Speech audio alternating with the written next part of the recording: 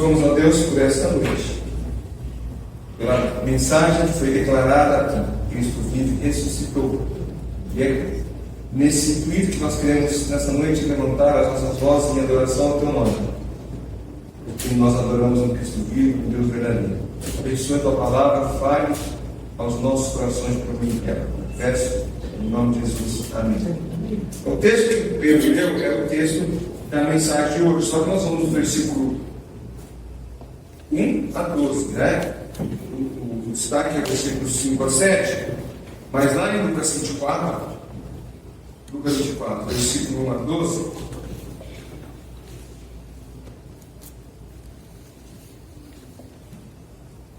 diz: mas no primeiro dia da semana, alta madrugada, as mulheres foram ao túmulo, levando os óleos aromáticos que haviam preparado. Encontraram a pedra removida do túmulo, mas ao entrar, não acharam o corpo do Senhor Jesus. Aconteceu que, perplexas a esse respeito, apareceram-lhes 2 homens com roupas resplandecentes. Estando elas com muito medo e baixando os olhos para o chão, eles disseram: por que vocês estão procurando entre os mortos aquele que vive? Ele não está aqui, mas ressuscitou. Lembre-se do que ele falou para vocês estando ainda na Galiléia. É necessário que o Filho do Homem seja entregue nas mãos dos pecadores, seja crucificado e ressuscite no terceiro dia. Então elas se lembraram das palavras de Jesus e, voltando do túmulo, anunciaram todas essas coisas aos 11 e a todos os outros que estavam com eles. Essas mulheres eram Maria Madalena, Joana, Maria, mãe de Tiago. Também as demais que estavam com elas confirmaram essas coisas aos apóstolos, mas para elas tais palavras pareciam um delírio. Eles não acreditaram, mas para eles tais palavras pareciam um delírio. Eles não acreditaram no que as mulheres diziam.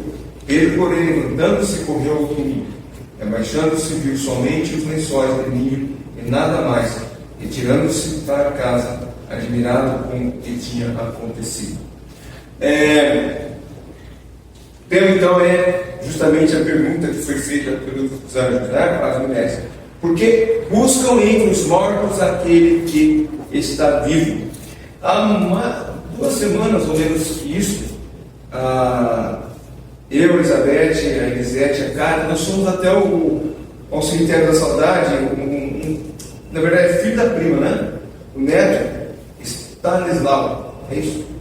Stanislau, jovem, 53 anos, faleceu.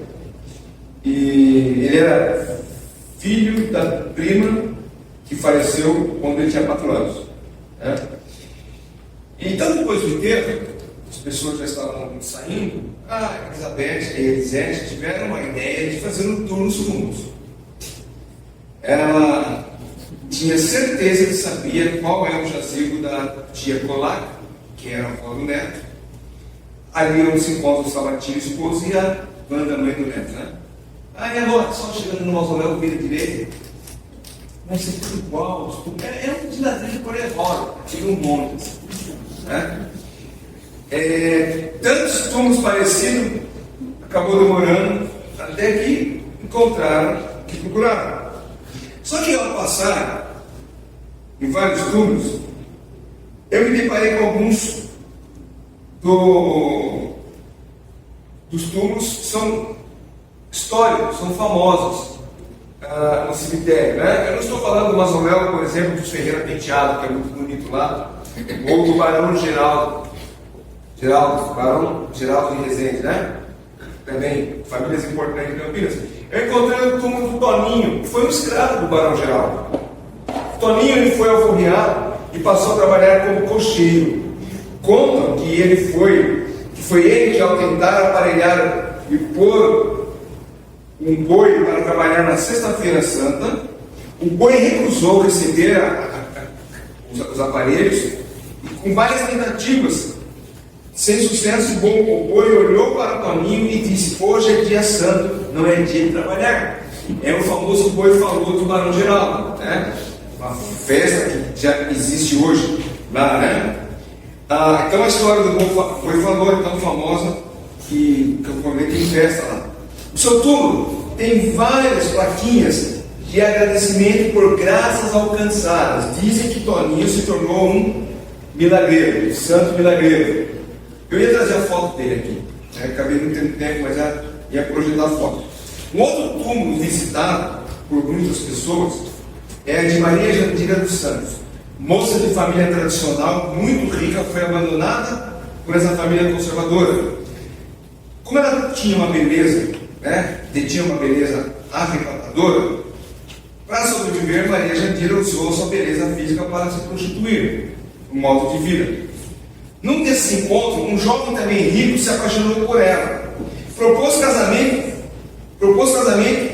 e disse que ia tirá-la daquela vida. Mas o jovem, não aguentando a pressão da sociedade e da família, desfez o noivado e desapareceu da vida dela. A jovem, desiludida pela rejeição, não suportou a dor, trancou-se no quarto, vestiu o vestido feito para o casamento, jogou álcool no seu corpo na cama, ateando fogo, morrendo aos 23 anos de idade. Essa é a história da Maria Jandira. A única coisa, já dizem que aí foi um milagre, a única coisa que sobreviveu ao incêndio daquele quarto foi um retrato, que é justamente um retrato do túmulo dela. Os anos se passaram e milagres passaram a se atribuir a ela. E assim, como o escravo Toninho, o túmulo da Jandira, da prostituta Jandira, tem várias placas em agradecimento por graças ao alcançado. Por que eu estou contando essas duas histórias? Porque assim como o escravo Toninho e Maria Jandira, cada túmulo, não apenas o cemitério de Saudade, mas qualquer cemitério que você visitar, tem uma história por trás a ser contada. Quando elas encontraram finalmente o jazigo da Tia Colar, as lembranças começaram a vir, né? Tia Colar, babá. Eu lembrei de Sabatini, que tinha uma Brasília azul, que ele adorava, brilhante. Um dia ele contou para mim que precisou trocar o assoalho, estava todo podre. A Brasília estava brilhando, o assoalho podre, né? E ele era engraçado, ele falava rindo, né? E essas histórias vão lembrando. Só que essas histórias, elas são histórias pessoais que afetam apenas as pessoas que fazem parte daquela família, ou do ciclo de amizade. Então você vai lá, fulano de tal, lembra quando ele fez tal coisa. Então essas lembranças vêm à mente, à nossa mente. Então, no meio de tudo isso, quando elas estavam andando ali, eu justamente me lembrei dessa passagem que nós lemos essa noite. Por que vocês estão procurando entre os mortos aquele que está vivo?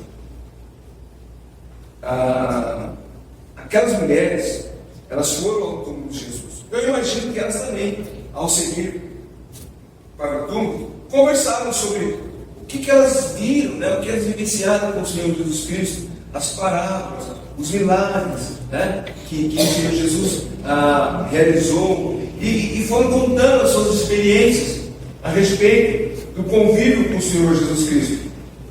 Mas ao chegar lá, para a surpresa delas, o túmulo estava vazio, e no meio à perplexidade, o texto diz que 2 anjos perguntaram a elas: por que procuram entre os mortos aquele que vive?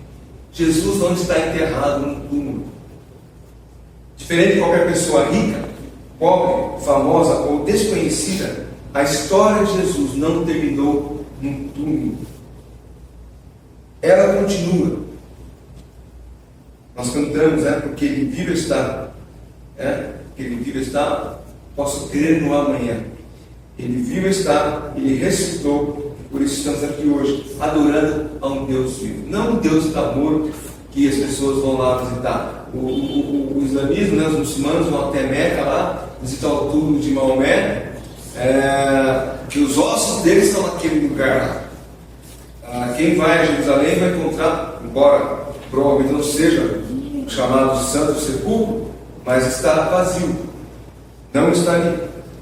Jesus ressuscitou, e a história dele não fala apenas do seu passado, não olhamos apenas para o que ele fez, por aquilo que ele realizou, ela nos fala do seu futuro, a ressurreição de Cristo, um tema tão discutido ao longo da história. Eu assisti alguns alguns podcasts, algumas entrevistas de pessoas que defendem a não ressurreição de Jesus, que Jesus era lenda, e as pessoas estavam ali contrapondo, mostrando provas, né? E eu fiquei pensando, ainda existe gente que não crê que Jesus existiu, né?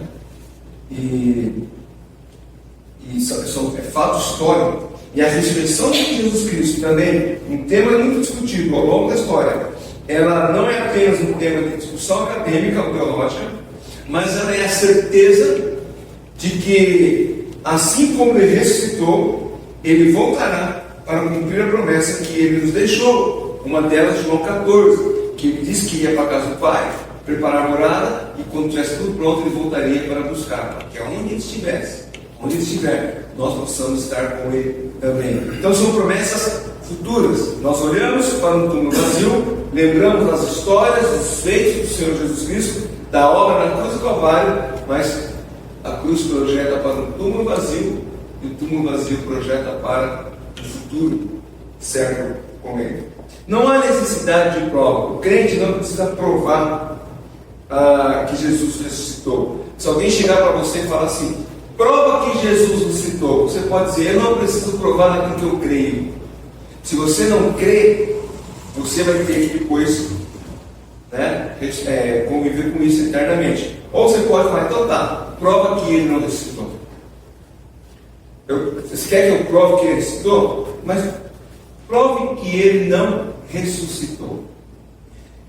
Pelo menos 5 provas da ressurreição do Senhor Jesus Cristo.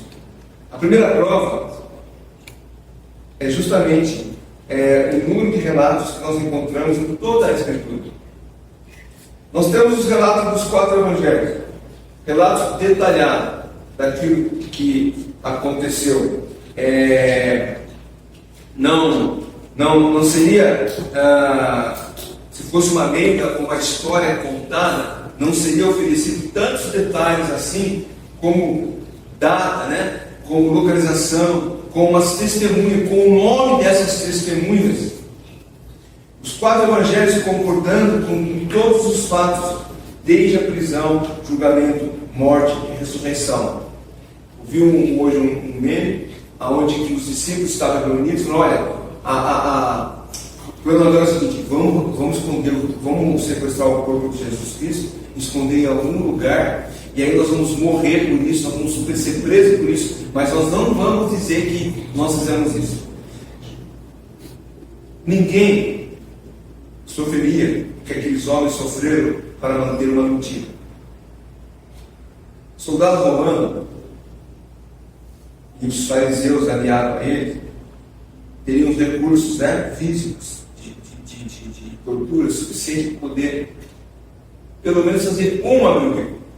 Não apenas os discípulos, mas aqueles que Paulo fala, nós vamos falar a respeito disso daqui a pouco, mas aqueles quase 500, ou cerca de 500 pessoas que viram Jesus Cristo.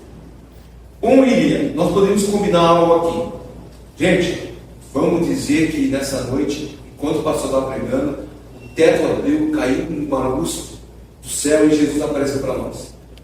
Vamos sair falando isso? Vamos. Aí um de vocês é pressionado e tem certeza que abriria o livro. Não, isso aí foi invenção do pastor lá. Ele queria dar uma dinâmica no culto, né? E fez isso aí. Sempre alguém vai abrir, né, a boca a respeito. Mas os detalhes contados, narrados pelos discípulos, revelam a veracidade disso. A segunda prova é a morte do Senhor Jesus Cristo em si. Por quê? Porque se não houvesse morte, não haveria ressurreição. Se fosse uma história contada para tentar criar uma narrativa, vender uma história, né? Uma história da carochinha, os discípulos poderiam ter inventado várias outras mais verossímeis, né? Poderiam ter inventado, por exemplo, que Jesus ele saiu, se afastou da cidade e ninguém mais o viu, mas ele prometeu voltar um dia e nós aguardamos. Ele disse que não morreria, então ninguém veria o corpo de Jesus e ficaria por isso. Mas você é uma pessoa morta, sendo sepultado, o fato da morte é uma prova de que Jesus, o túmulo estando vazio, é que Jesus ressuscitou. Né? Podemos dizer que ele fugiu da cruz, mas ao afirmar que Jesus morreu, quanto a isso não existem dúvidas. Porque os soldados constataram a sua morte. Além disso, uma lança perfurou o seu lado para garantir que ele estava morto. Então, Jesus morreu de verdade. A história que Jesus sofreu, e isso já foi no passado muito divulgado, um fenômeno chamado catalepsia, ou seja, uma pessoa parece estar morta e passa horas ou até mesmo dias sem sinais vitais. Você não percebe, ela está viva, mas não parece estar viva. Você já ouviu aquelas histórias de que alguém foi enterrado e tiraram 3 dias, voltaram lá e o defunto estava em ponta cabeça, o caixão tudo arranhado? Não sei se essas histórias são verdadeiras ou não, mas conta-se, né? De pessoas que, olha, por isso que deixam, né? No enterro no mesmo dia. A não ser que seja uma morte, acidente, assim, mas alguém que teve uma morte natural, que se espera algum tempo, pelo menos um dia para o outro. Então, muitos falam, não, Jesus teve um desmaio, que é chamado de catalepsia. E parece que morreu, e naquela época o ensino não era tão avançado para constatar se estava vivo ou morto. Só que essa história foi descartada. Porque a ressurreição de Jesus Cristo, ela não poderia ser negada. Os soldados, quando foram para as autoridades e falaram que o corpo de Jesus tinha desaparecido, vamos fazer o seguinte, vamos inventar que foi roubado, os discípulos roubaram o corpo. E todo mundo sabe que um soldado romano, quando perdia um prisioneiro, ele pagava a própria vida a fuga do prisioneiro. Agora, imagine um soldado romano deixar um morto fugir. Pior, né? Está morto. Ele fugiu. Mas como você está morto? Ressuscitou. Vamos pagar para que vocês mantenham essa história, a fim de que ninguém venha a duvidar do fato de que ele foi sequestrado. Agora, tem eu não sei se eu coloquei mais para baixo, mas uma observação, depois eu conto. Mas o próprio testemunho dos soldados de que Jesus na cruz estava morto, depois que o túmulo estava vazio, independente, não eram os discípulos, não eram os seguidores de Cristo que estavam inventando a história. Eles declararam isso. E por causa da terceira prova do túmulo vazio, o fato do corpo de Cristo ter desaparecido poderia ser atribuído, como eu disse, a um sequestro. Então vamos imaginar que os discípulos tivessem realmente sequestrado. Todos os soldados deveriam estar dormindo, num sono profundo. Os discípulos teriam que ter removido aquela pedra, sem barulho algum. Teriam tirado o corpo, soldados dormindo, e tinham levado o corpo embora. Mas levado para onde? Para a geladeira do IML, conservar lá. Vamos enterrar. Vocês acham que não foi feito buscas para descobrir? Tem até um filme chamado O Corpo, que conta os soldados indo nos túmulos, procurando um corpo específico. É um corpo que tem ferimentos na cabeça, mãos, pés e uma lança do lado. Por quê? Todos os que foram crucificados tinham marcas nas mãos e nos pés, mas nenhum tinha coroa e nem uma lança do lado. E um detalhe: os ossos não são quebrados. Procura esse corpo. Não, eles não enterraram, porque seria óbvio demais. E iam procurar em algum lugar. Vamos esconder debaixo da cama. 2 anos atrás, o QG era levado para cedo, um cara estava tentando extorquir. Ele fez uma coisa rara, enterrou. Passou alguns dias, o mau cheiro chamou a atenção e encontraram lá o morto. Vocês acham que não ia encontrar o morto cheirando mal se ele estivesse escondido? Não debaixo de uma cama, mas em algum lugar no meio da mata, algum canto. Quanto tempo eles teriam caminhado com o corpo durante a madrugada? Então, se calcula, olha, um ser humano carregando, ou 2, 3 carregando um peso, andariam durante a noite 10 quilômetros. Então, num raio de 10 quilômetros, nós vamos fazer uma varredura. O corpo não foi encontrado. Como eu disse, né? Também eles poderiam tentar fazer um embalsamento, mas esse corpo embalsamado teve que cair em algum lugar. Não tinha nenhum lugar. Então, se os discípulos tivessem tirado do túmulo Jesus, né? Eles deveriam ter feito alguma coisa com o corpo. O problema é que, para se manter essa tese, tem que ter um corpo, tem que achar o corpo. Não se achou o corpo, né? Então, a prova é que Jesus ressuscitou. A Bíblia diz que o corpo de Jesus não foi encontrado.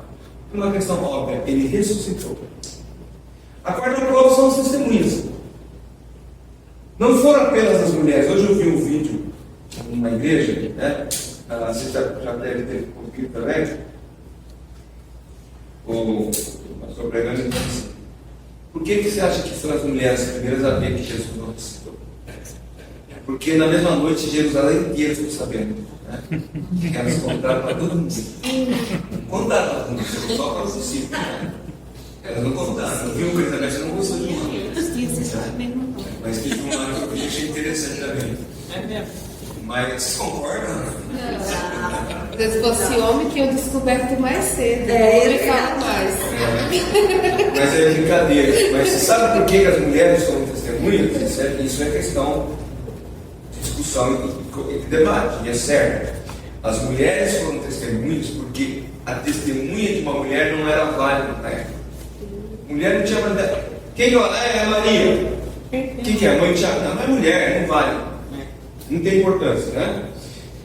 Então, falando das mulheres terem visto. Depois, os discípulos viram. Paulo diz lá em 1 Coríntios, vamos ver 1 Coríntios 15. Versículos também conhecidos nosso, do versículo 1 ao 6, né? O Pedro leu no final essa manhã, a parte final do capítulo 15. Mas 1 Coríntios 15, versículo 1 diz: irmãos, venham lembrar-lhes o evangelho que anunciei a vocês, o qual vocês receberam, no qual continuam firmes.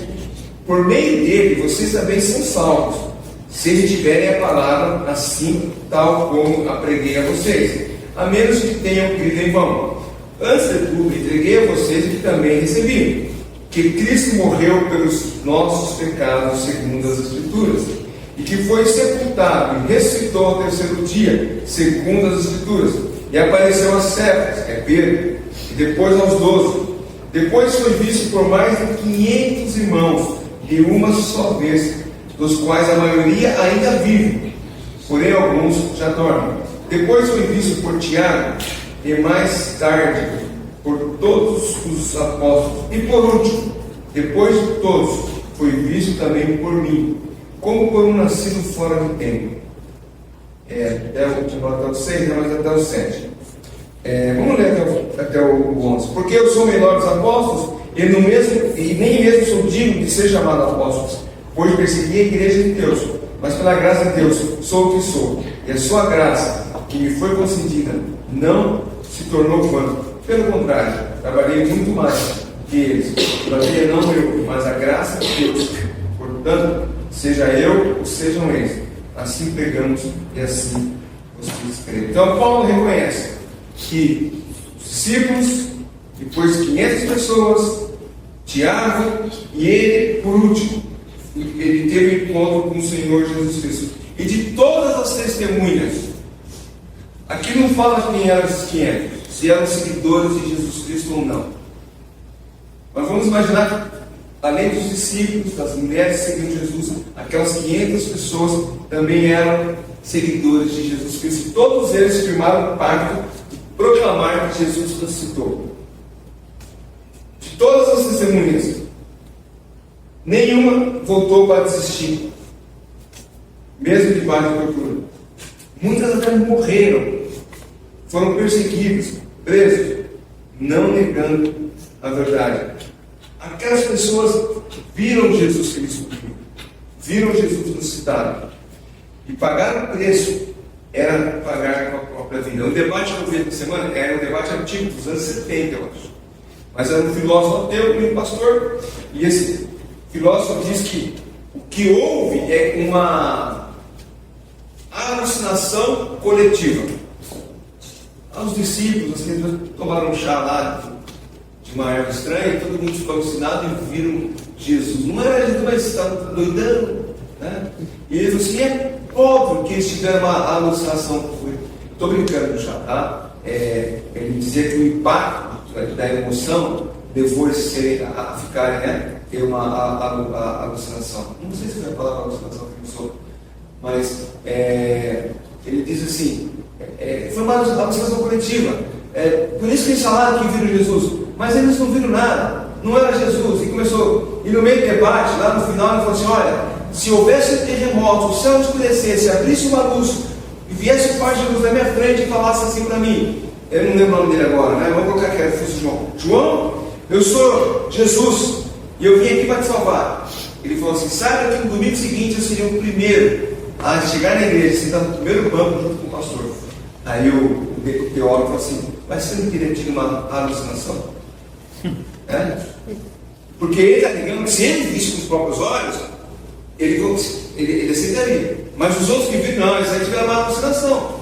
Não, viram, conversaram, comeram, andaram com Jesus durante o tempo, depois da ressurreição. E de todas as testemunhas, a menos provável é a quinta prova, que é do apóstolo Paulo. Como um homem, um judeu, devoto, zeloso da religião do judaísmo, perseguidor da igreja, lá em Atos capítulo 7, quando Estevão é morto, ele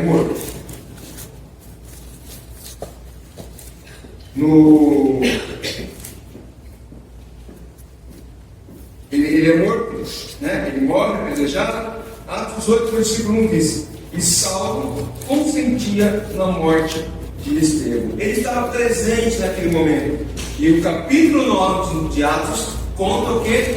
A conversão. A conversão de alguém que perseguia, que consentiu a morte de Estevão. Alguém que era judeu devoto, religioso. Então você ouvir a história de quem, Paulo, né? O apóstolo Saulo, antes da conversão, se ele ouvisse a história de alguém pregando a ressurreição de Cristo, isso o escandalizava e o motivava a persegui-los. Então ele ia de cidade em cidade em busca dessas pessoas. Olha Atos 9, versículo 1 e 2. Saulo, respirando ainda ameaças de morte contra os discípulos do Senhor, dirigiu o seu sumo sacerdote. Ele pediu cartas para as sinagogas de Damasco, a fim de que, caso achasse alguns que eram do caminho, que são os crentes, tanto homens como mulheres, os levasse presos para Jerusalém. Então, um homem que odiava os cristãos, aqueles que eram chamados do caminho, porque Jesus é o caminho, a verdade e a vida, e eles eram chamados, o seguidor de Jesus era do caminho. Até o termo cristão, que se usava, era pejorativo, de zombaria, mas se tornou uma marca do crente. Um homem que odiava, ele declara que Cristo ressuscitou, ele sofreu, ele morreu defendendo essa verdade. Tudo mudou. Versículo 3 de Atos 9. Enquanto seguia pelo caminho, ao aproximar-se de Damasco, subitamente uma luz do céu brilhou ao seu redor. Ele caiu por terra, ouviu uma voz que dizia: Saulo, Saulo, por que você me persegue? Ele perguntou: Senhor, quem é você? E a resposta foi: eu sou Jesus, a quem você persegue. Mas levanta-te e entra na cidade, onde lhe dirão o que deve fazer. Primeira coisa, quem Saulo estava perseguindo? Os do caminho, os discípulos. Mas Jesus fala: não, você está me seguindo, você está me perseguindo. Por quê? Quem persegue o Filho de Deus, um discípulo de Cristo, está perseguindo Jesus Cristo. Por isso que nós falamos, né? Um país onde há perseguição entre os cristãos, nós falamos, a igreja está sendo perseguida porque o corpo de Cristo está sendo perseguido. Quem vira as costas para o corpo de Cristo, quem vira as costas para um crente, quem ataca um crente, às vezes até fisicamente, está atacando o corpo de Cristo. Está atacando o próprio Senhor Jesus Cristo. E essas pessoas vão ter que prestar contas diante de Deus dessas barbaridades. Então, de algoz perseguidor, Paulo se tornou um apóstolo fiel. Quem mudaria de opinião assim? Pensa bem. Zeloso, judeu religioso. Será que vocês vão dizer que Paulo também não existiu?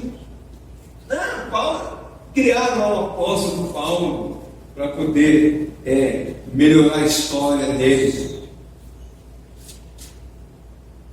Só algo muito poderoso poderia fazê-lo mudar de pensamento.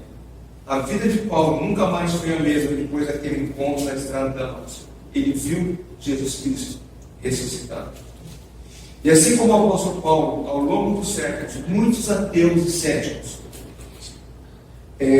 muitos que não podiam ouvir falar no nome de Jesus, passaram a propagá-lo a todos quanto podiam. Um deles é um filósofo chamado Anthony Fleck. Ele faleceu em 2010. Faleceu em 2010. Ele foi um dos maiores defensores do ateísmo. Escreveu um livro com o título Deus Existe e se converteu. O título é Deus Existe.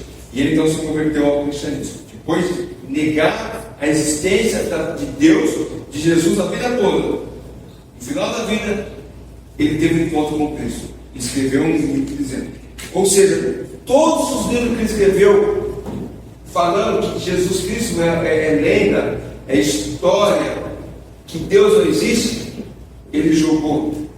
Quem faria algo? Quem está muito na atualidade, diz assim, quem que mancharia a sua biografia por uma lei? Esse homem teve um encontro com Cristo.